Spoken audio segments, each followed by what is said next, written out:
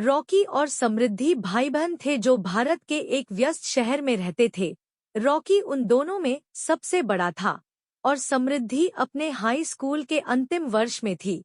वे दोनों भाई बहन के रूप में करीब थे, लेकिन रॉकी हमेशा अपनी बहन के प्रति अति सुरक्षात्मक रहा था और समृद्धि, विद्रोही किशोरी होने के नाते, हमेशा चुपके से बाहर निकलने और अपने प्रेमी रोहन से मिलने के तरीके खोजती थी। शनिवार की शाम थी और समृद्धि अभी-अभी स्कूल में अपने थकाऊ दिन से घर लौटी थी। उसका भाई रॉकी सोफे पर बैठा वीडियो गेम खेल रहा था। उसने अपनी आंखें घुमा ली और अपनी स्कूल की वर्दी बदलने और रोहन के साथ बाहर जाने के लिए तैयार होने के लिए सीधे अपने शयन कक्ष में चली गई। समृद्धि जल्दी से लाल पोशाक में बदल गई, कुछ हल्का मेकअप किया और बैठक कक्ष में चली गई। वह अपने भाई के पास गई और कार की चाबी मांगी। रॉकी ने उसकी पोशाक पर अपनी भौहें उठाईं और मुस्कुराया। तुम इस तरह कहाँ जा रही हो? उसने चिढ़ कर पूछा। समृद्धि ने उनकी टिप्पणी को नजरअंदाज कर दिया और कार की चाबी लेने पर जोर दिया। रॉकी ने आखिरकार हार मान ली और उन्हें उसे सौंप दिया। लेकिन आधी रात से पहले वापस आना मत भूलना, ठीक है? समृद्धि ने फिर से अपनी आंखें घुमा ली और घर से बाहर निकल गई।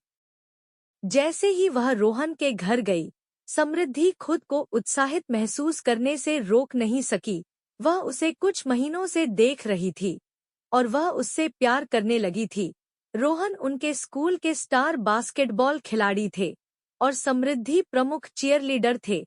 वे हाई स्कूल के आदर्श जोड़े थे और हर कोई उनके रिश्ते से ईर्ष्या करता था। जैसे ही समृद्धि रोहन के घर पहुंची, वह बाहर उसका इंतजार कर रहा था। वह उसके पास गया और उसे जुनून से चूमा। समृद्धि का दिल दौड़ रहा था और वह उस क्षण खो रही थी जब रोहन अचानक दूर हो गया। चलो गाड़ी चलाते हैं, उसने चेहरे पर एक शरारत भरी मुस्कान के साथ कहा। समृद्धि अपनी कार में चढ़ गई और वे शहर में घूमते घूमते बातें करते और हंसते रहे। जैसे ही वे अपने सामान्य स्थान, नदी के पास एक सुनसान पार्क में पहुंचे, रोहन ने कार रोक दी। वे नदी के किनारे तक हाथ में हाथ डाले चले और रोहन ने उसे चूमने के लिए खींचते हुए उसके चारों ओर अपना हाथ रखा।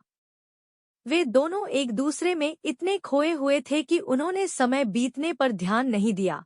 लगभग आधी रात हो चुकी थी और समृद्धि को एहसास हुआ कि उसे घर वापस जाना है।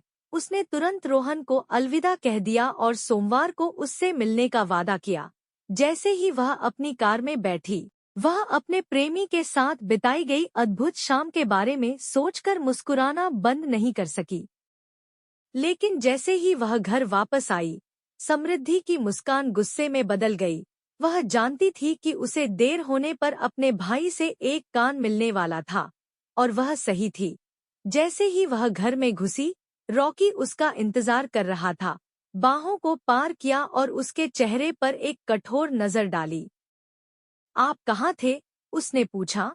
उसे समझाने का मौका भी नहीं दिया। लगभग आधी रात हो चुकी है और मैं तुम्हारे बारे में चिंतित था। मैंने तुमसे कहा था कि आधी रात से पहले वापस आ जाओ। उन्होंने गाली दी। समृद्धि ने माफी मांगने की कोशिश की, लेकिन रॉकी ने कुछ नहीं सुना। उसने उसे 2 सप्ताह तक रोका और उसकी कार की चाबी छीन ली। इसके बाद वह मुड़ गया और अपने कमरे में चला गया, जिससे समृद्धि निराश और क्रोधित हो गई। अगली सुबह समृद्धि को जागने पर पता चला कि उसे अपना फोन कहीं नहीं मिला। उसने अपने कमरे और पूरे घर की तलाशी ली, लेकिन वह कहीं नहीं मिला। वह घबराने वाली थी जब उसे याद आया कि उसने कल रात इसे रोहन की कार में छोड़ दिया था। बिना सोचे समझे समृद्धि कपड़े पहनकर रोहन के घर चली गई। उसने दरवाजे की घंटी बजाई और रोहन ने विक्षिप्त और नींद में देखकर जवाब दिया। उसने उसे एक रूखी मुस्कान दी और कहा, मैं आपको फोन करने ही वाला था। मेरे पास आपका फोन था, क्षमा करें, मैं कल रात इसे वापस देना भूल गया। यह समझकर कि उसका फोन वापस आ गया है, समृद्धि ने रोहन को गले लगाया और उसे धन्यवाद दिया। लेकिन जैसे ही वे गले मिले, उसने महसूस किया कि उसके शरीर में इच्छा की लहर दौड़ रही है। उसने रोहन की ओर देखा और वे दोनों जानते थे कि वे क्या चाहते हैं। जैसे ही वे रोहन के कमरे में गए, वे एक दूसरे से हाथ नहीं हटा सके। उन्होंने इतने जुनून और इच्छा के साथ एक दूसरे को चूमा और छुआ, और जब उन्होंने आखिरकार प्यार किया तो ऐसा लगा जैसे दुनिया सिर्फ उनके लिए रुक गई हो। वे एक दूसरे की बाहों में लेट गए, भारी सांस ले रहे थे, और समृद्धि ने संतुष्टि और खुशी की भावना महसूस की जो उसने पहले कभी महसूस नहीं की थी। वह जानती थी कि वह रोहन को दुनिया की किसी भी चीज से ज्यादा प्यार करती है, और वह उसके साथ रहने के लिए कुछ भी करने को तैयार थी। जैसे ही वे वहां लेटे, समृद्धि का फोन बजने लगा।